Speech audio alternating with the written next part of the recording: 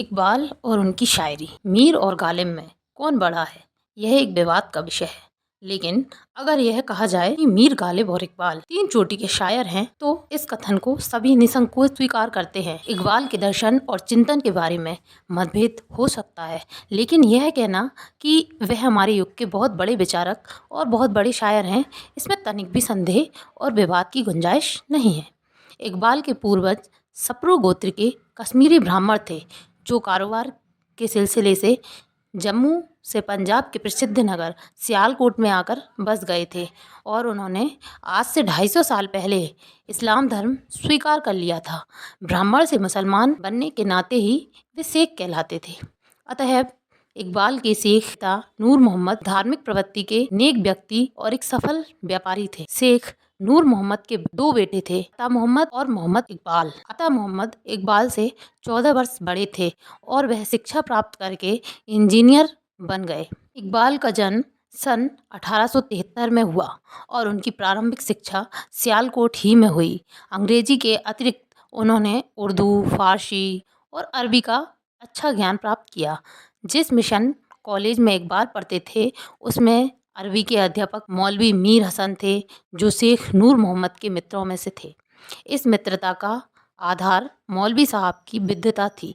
उनके पढ़ाने में एक विशेष बात यह थी कि वह जो कुछ बताते थे वह मन पर अंकित हो जाता था। इकबाल हमेशा अपने इस अध्यापक के कृतज्ञ रहे। ख्याति प्राप्त करने के बाद जब अंग्रेजी सरकार ने उन्हें सर की उपाधि दी, तब इकबाल ने अपने इस उस्ताद को भी शम्सुल उलेमा की उपाधि दिलाई।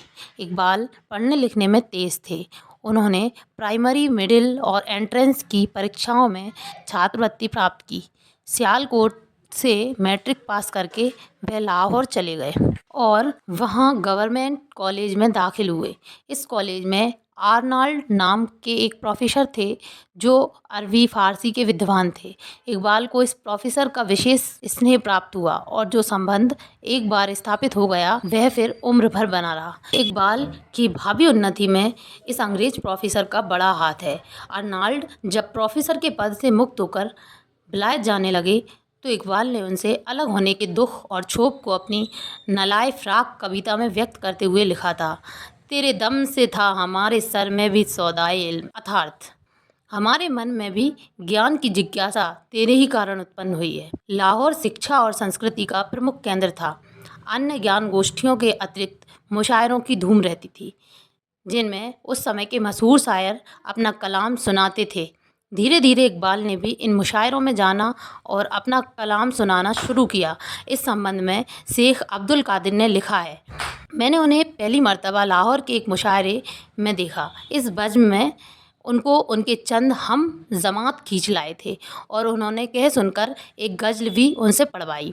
उस वक्त तक लाहौर में लोग इकबाल से बाफिक्र ना थे। छोटी सी गज़ल थी, सादा से अल्फाज, ज़मीन भी मुश्किल ना थी, मगर कलाम में शोखी और बेसाख्तपन मौजूद था। बहुत पसंद की गई। इसके बाद 2-3 मरतबा फिर इसी मुशायरे में उन्होंने गज़ल पढ़ी और लोगों को मालूम हुआ कि एक होनहार शायर मैदान में आया है। मगर यह शोहरत पहले कॉलेजों के तुलबा और बाजू ऐसे लोगों तक महदूद रही जो तालीमी माशगिल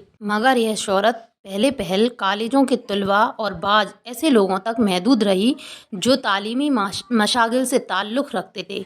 इतने में एक अदबी मजलिस कायम हुई, जिसमें मसाहिर शरीक होने लगे और नज़्म व नस्र के मज़ामीन की इसमें मांग हुई। शेख मोहम्मद इकबाल ने उसके एक जलसे में अपनी वह नज़्म, जिसमें को हिमालय से खिताब है, पढ़कर सुनाई।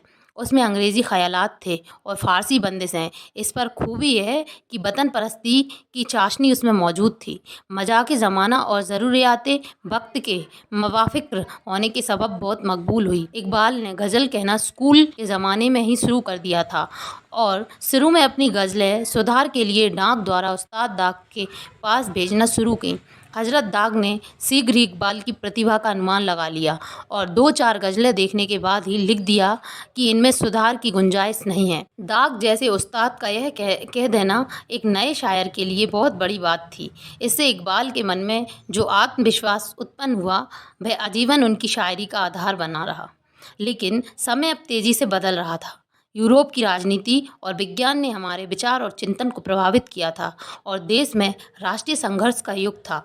इस नई परिस्थिति ने जो नई समस्याएं और नए विचार प्रस्तुत किए थे उन गज़ल के माध्यम से व्यक्त करना संभव नहीं था। वक्त के इस तकाजे को महसूस करते हुए गालिब ने कुछ और चाहिए बुशात मेरे बयां के लिए की बात कही थी। हाली ने इस संकेत को पा लिया और उसने मुकदमा शेरो शायरी लिखकर न सिर्फ उर्दू शायरी की पुरानी लीग के विरुद्ध विद्रोह का स्वर बुलंद किया बल्कि उसके नज़्म का विस्तृत क्षेत्र भी प्रदान किया। हाली के नज़्म यद्यपि कुछ हद तक सपाट रहीं और उन्हें गज़ल के संगीत का समावेश उतना नहीं हो सका जितना कि होना चाहिए था, तथापि यह उर्दू शायरी में एक ऐतिहासिक मोड़ था और भारतेंदु हरिश्चंद्र की भांति मौलाना हाली को उर्दू साहित्य में युग परिवर्तन का श्रेय प्राप्त है। शेख अब्दुल कादिर ने जिस अदबी मजलिस के क़याम का उल्लेख किया है वह भी इसी वक्त के तकाजे से स्थापित हुई थी, क्योंकि साहित्यिक और विचारक अब सिर्फ मुशायरों में गज़लें सुनकर ही संतुष्ट नहीं होते थे। उन्हें विचार और चिंतन के विकास के लिए एक विस्तृत क्षेत्र दरकार था। इस मजलिस में गज़ल के बजाय नज़्में और नस्र के लेख पढ़े जाते थे। इसी ज़रूरत को महसूस करते हुए शेख मोहम्मद कादिर ने मखज़न नाम की मासिक पत्रिका निकाली, जिसमें नज़्म गज़ल के अलावा साहित्यिक लेख और कहानियाँ प्रकाशित होती थीं। उर्दू में यह इस ढंग की पहली और नई पत्रिका थी और चूँकि यह वक्त के तकाज़ों को पूरा करती थी इसलिए शीघ्र ही लोकप्रिय और प्रसिद्ध हो गई और कोई 25-30 साल तक बराबर निकलती रही। इकबाल की हिमाला नाम की कविता इस पत्रिका के पहले अंक में प्रकाशित हुई थी। इकबाल की मौलिक प्रतिभा और सूझबूझ का अंदाजा इसी बात से लगाया जा सकता है कि सियालकोट से लाहौर पहुंचते ही उन्होंने वक्त के तकाजे को समझ लिया और शीघ्र ही अपने चिंतन को कविता की दिशा में मोड़ दिया। कमाल है कि इस नौजवान शायर के कलम से जो पहली कविता प्रस्फुटित हुई उसमें अंग्रेजी शिक्षा द्वारा प्राप्त नए विचारों, राष्ट्रीय भावनाओं और प्राकृतिक निरीक्षण का समुचित एवं उत्कृष्ट सामंजस्य हुआ है। कविता में यद्यपि फारसी बंदिशों का प्रयोग काफ़ी हुआ है, तथापि उसमें पहाड़ी नदी की सी रवानी और मधुर संगीत निहित है और हिमालय की महानता और सौंदर्य के साथ साथ देश गौरव आंखों के सामने चित्रित हो जाता है। कविता का आरंभ अत्यंत नाटकीय ढंग से यूँ होता है। ए हिमाला ए फसीले किस बरे हिंदोस्तां, चूमता है तेरी पेशानी को झुक कर आसमां, तुझ में कुछ पैदा नहीं देरी ना रोजी के निशान, तू जवां है गर्दिशे समो शहर के दरमियां, एक जलवा था में तूरे सीना के लिए, तू तज्जली है शरापा चश्मे बीना के लिए। इकबाल ने बचपन हिमालय की गोद में खेलते हुए बिताया था। सियालकोट हिमालय से बहुत दूर नहीं है। उसकी महानता, वैचित्र और सुंदर दृश्यों को अपनी आंखों में देखा था। फिर जब सियालकोट छोड़ा तो उन्हें लाहौर का वातावरण मिला जो राष्ट्रीयता और देशभक्ति की भावनाओं से ओतप्रोत था। इस वातावरण में इकबाल की प्रतिभा का साहित्यिक विकास ही नहीं हुआ बल्कि उसे ऐतिहासिक दिशा भी मिली। उच्च कोटि की कविता क्या है और आज देश में उसका अभाव क्यों है, इस तथ्य को नौजवान शायर ने शुरू ही में समझ लिया। मिर्जा गालिब कविता इस प्रारंभिक काल की लिखी हुई है जिसमें अपने मनोगत भाव को, उत्कंठा और अधीरता को इस प्रकार व्यक्त किया है। लुत्फ गुआई में तेरी हमसरी कोई नहीं, हो तखय्युल का न जब तक फिक्र कामिल हम नशी, हाय अब क्या हो गई हिंदुस्तान की सरजमी, आह ए नज़ारा आ मोजे निगाहे नुक्ताची, गौशुए उर्दू अमी मिन्नत पजीरे शना है, समा यह सौदाई ए दिल सोजिए परवाना है। कल्पना और संपूर्ण चिंतन के सामंजस्य को समझते हुए इस नौजवान शायर ने वाकई उर्दू के गौशु संवारने का बीड़ा उठाया। इकबाल की शायरी का आरंभ सन 1901 से होता है। यह न सिर्फ हिंदुस्तान बल्कि एशिया में राष्ट्रीय चेतना के नए उभार और नए मोड़ का युग था। देश प्रेम राष्ट्रीयता का आधार है और देश से प्रेम उस वक्त तक संभव नहीं। आता है याद मुझको गुजरा हुआ ज़माना, बेवाक की बहारें वह मेरा आशियाना, आज़ादियाँ कहाँ वे अब अपने घोंसले की, अपनी खुशी से आना अपनी खुशी से जाना, लगती है चोट दिल पर आता है याद जिस दम, शबनम के आंसुओं पर कलियों का मुस्कुराना, वह प्यारी प्यारी सूरत वह कामनी सी मूरत, आबाद जिसके दम से था मेरा आशियाना, आती नहीं सदाएं उसकी मेरे कफ्स में, होती मेरी रिहाई ए काश मेरे बस में। मानव भावनाओं और प्राकृतिक सौंदर्य का कितना सुंदर सम्मिश्रण हुआ। मानव भावनाओं और प्राकृतिक सौंदर्य का कितना सुंदर सम्मिश्रण हुआ है। यही सुंदर सम्मिश्रण उनके तरानाए हिंदी में है, जो देश के एक सिरे से दूसरे सिरे तक गूंज उठा, जो स्वाधीनता संग्राम के दिनों में हमारा राष्ट्रीय गान बना रहा, जो कांग्रेस की स्टेजों पर से गाया जाता रहा और जो रेडियो आदि पर आज भी उसी चाव से गाया जाता है। सारे जहां से अच्छा हिंदोस्ता हमारा, हम बुलबुलें हैं इसकी, वह गुलसिता हमारा। मजहब नहीं सिखाता आपस में बैर रखना, हिंदी हैं हम, वतन है हिंदोस्ता हमारा। धार्मिक भेदभाव और सांप्रदायिकता राष्ट्रीय एकता और उन्नति में सदा से बाधक रही है। इकबाल ने इस भेदभाव को दूर करने का सचेत प्रयास किया। उनकी नया सिवाला कविता इस बात का उज्ज्वल प्रमाण है। सच कह दूं ए बरमन, गर तू बुरा न माने, तेरे सन मगते के बुत हो गए पुराने। अपनों से बैर रखना तूने बुतों से सीखा, जंगो जदल दिखाया वाइज को भी खुदा ने। तंग आके मैंने आखिर दैरुद हरम को छोड़ा, 22 का वाज छोड़ा छोड़े तेरे फसाने। पत्थर की मूरतों में समझा है तू खुदा है, खाके वतन का मुझको हर जर्रा देवता है। यह स्वर इसलिए संबल और स्वस्थ है कि विशुद्ध मानव हृदय से स्फुटित हुआ है। धर्म के नाम पर मनुष्य से घृणा की जाए, इकबाल इसे धार्मिकता या पवित्रता नहीं मानते, बल्कि घृणा करने वाले को घृणित समझते हैं। अजब 22 की दीनदारी है यारब, अदावत है उसे सारे जहां से। इस धर्मांध 22 से अपनी घृणा को यहाँ तक ले गए हैं। 22 सबूत लाए जो मैं के जवाज में, इकबाल को यह जिद है कि पीना भी छोड़ दे। यह शुरू की शायरी है जब दिल में जवानी का जोश और बलबला था, जब इकबाल अपने आप को, संसार को, समाज को और उसकी समस्याओं को समझ लेना चाहता था। जिज्ञासा से व्यग्र वह खोज के पथ पर आगे बढ़ रहा था, लेकिन न दिशा स्पष्ट थी और न मंजिल सामने थी। इस समय मन की जो अवस्था थी उसका विश्लेषण खुद शायर ने यूँ किया है। ढूंढता फिरता हूँ इकबाल अपने आप को, आप ही गोया मुसाफिर, आप ही मंजिल हूँ मैं। इसी धुन में वह सन 1905 में यूरोप रवाना हो गए। इस समय तक इकबाल MA पास कर चुके थे और गवर्नमेंट कॉलेज में दर्शन पढ़ाते थे, लेकिन उन्हें अपना ज्ञान अधूरा दिखाई देता था। अतएव उन्होंने अध्यापक बने रहने के बजाय विद्यार्थी बने रहना पसंद किया। इकबाल लंदन पहुंचकर कैम्ब्रिज यूनिवर्सिटी में दर्शन पढ़ने लगे। मन में बहुत सी दुविधाएं थीं। सोचते थे क्या करूं, क्या ना करूं। यूरोप में वह 3 साल तक रहे। इस बीच मैं सोचा समझा बहुत कुछ और लिखा बहुत थोड़ा।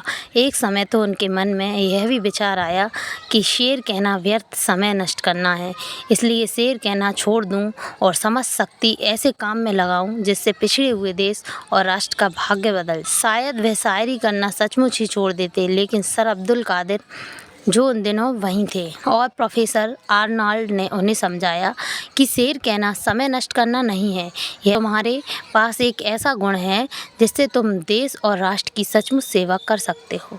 कैम्ब्रिज में दर्शन की परीक्षा पास करके इकबाल जर्मनी चले गए और वहाँ उन्होंने ईरान के दर्शन पर एक पुस्तक लिखी, जिस पर म्यूनिख यूनिवर्सिटी ने उन्हें डॉक्टर की उपाधि दी। जर्मनी से लौटकर लंदन में बैरिस्टर की परीक्षा पास की। इन दिनों आर्नल्ड लंदन यूनिवर्सिटी में अरबी के प्रोफेसर थे। वह अवकाश प्राप्त करके गए तो इकबाल 6 महीने तक उनके स्थान पर अरबी पढ़ाते रहे। पढ़ने पढ़ाने के अतिरिक्त महत्वपूर्ण बात यह है कि इकबाल ने यूरोप में जो कुछ देखा उसने उनकी पुरानी मान्यताओं को ही बदल दिया। पूंजीवाद इस समय पतन और हास के युग में दाखिल हो चुका था। इसकी सभ्यता जिसने कभी रूढ़ धार्मिकता और अंधविश्वास के स्थान पर विज्ञान और बुद्धिवाद का प्रसार करके मनुष्य को बहुत से मानसिक बंधनों से मुक्त किया था, अब भीतर से खोखली हो चुकी थी। यूरोप का प्रत्येक देश साम्राज्यवाद के विस्तार में लगा हुआ था और उपनिवेशों के लिए अंधी होड़ चल रही थी। भीतर ही भीतर राजनीतिक गठजोड़ चल रहे थे। कथनी और करनी में धरती आकाश का अंतर था और हर प्रकार की नैतिकता उठाकर ताक पर रख दी गई थी।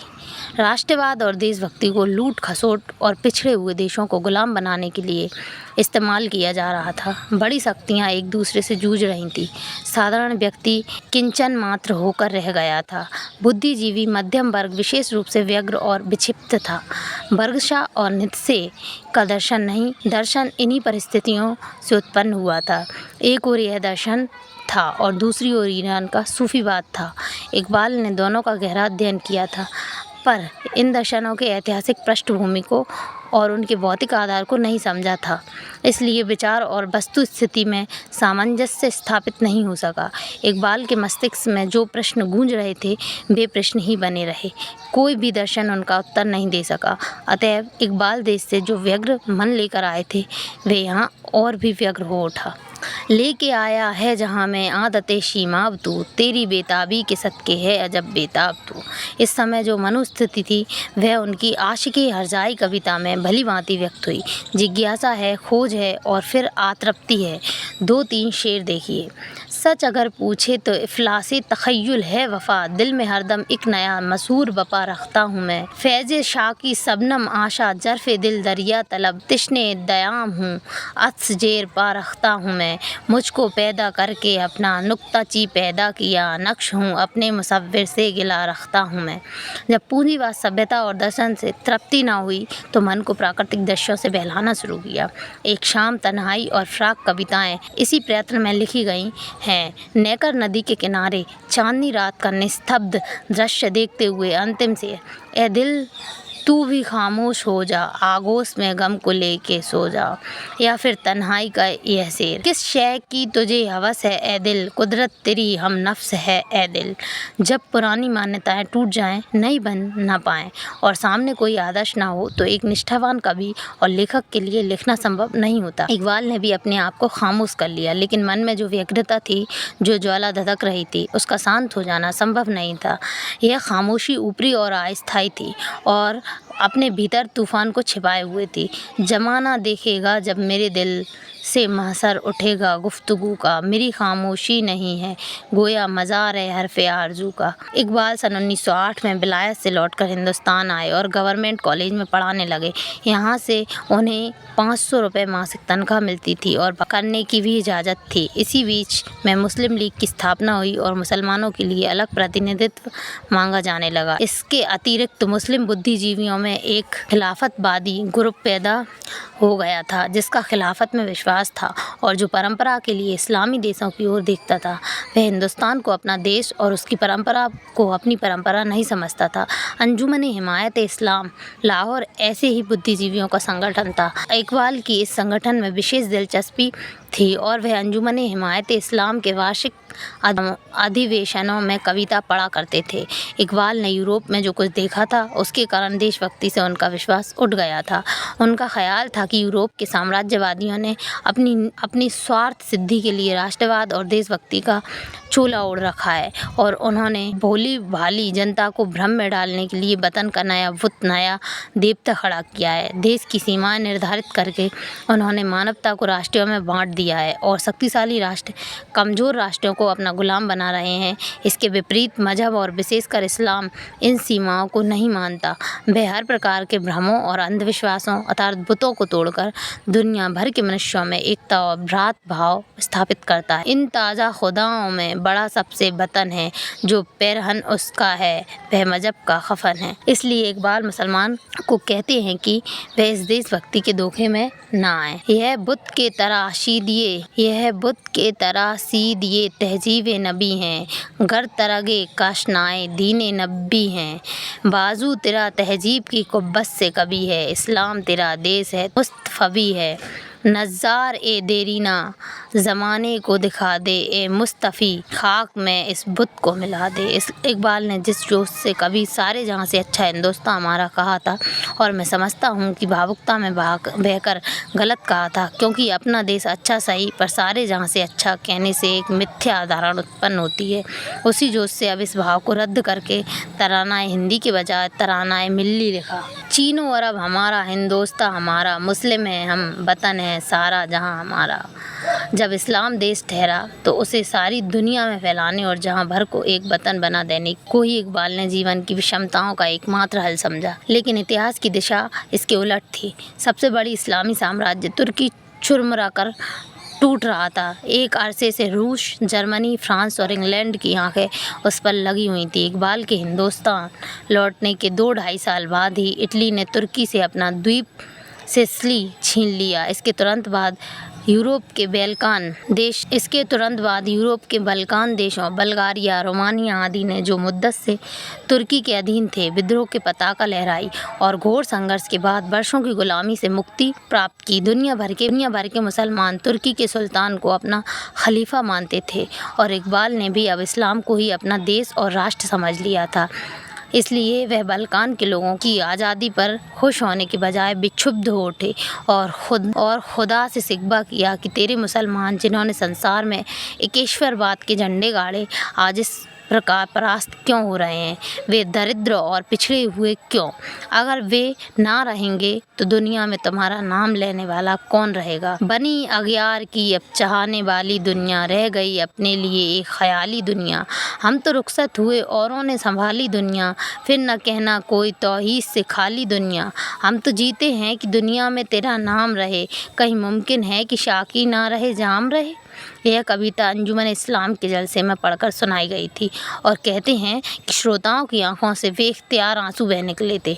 जवाब सिकवा भी इसी सिलसिला की कड़ी है। इकबाल मुसलमानों से कहते हैं कि अपने आप को पहचानो, दुनिया में जो कुछ है वह सब तुम्हारे ही लिए है। दिल से हर प्रकार का भय निकाल दो, दरिया में कूद पड़ो, लहरों से लड़ो और चट्टानों से टकरा जाओ। दस्त तो दस्त है, दरिया भी ना छोड़े हमने, बहरे जुल्मात में दौड़ा दिए घोड़े हमने।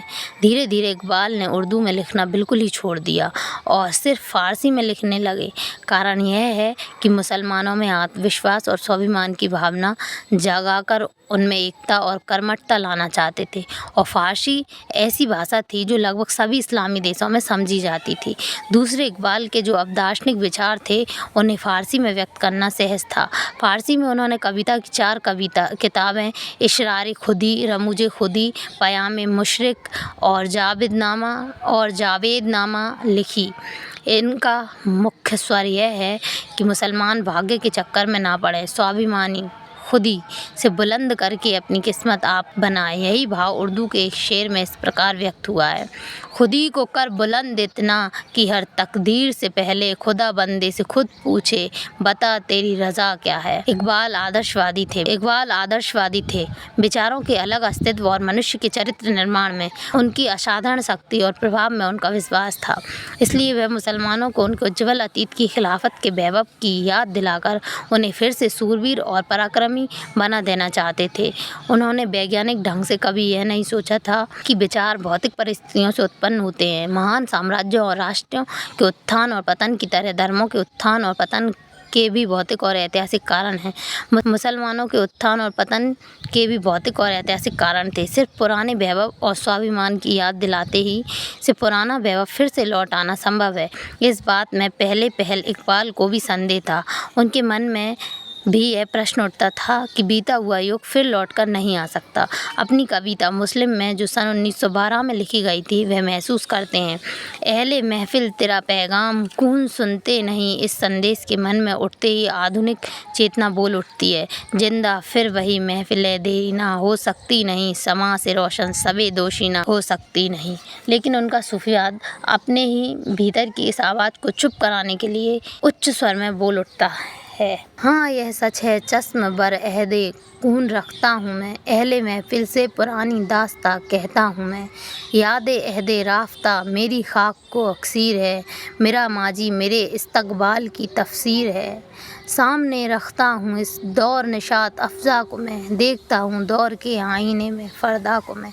अतएव इकबाल ने अतीत के गीत गाना जारी रखा और इस्लाम के पुनरुत्थान में पीड़ित मानवता की मुक्ति को अपना विश्वास बना लिया।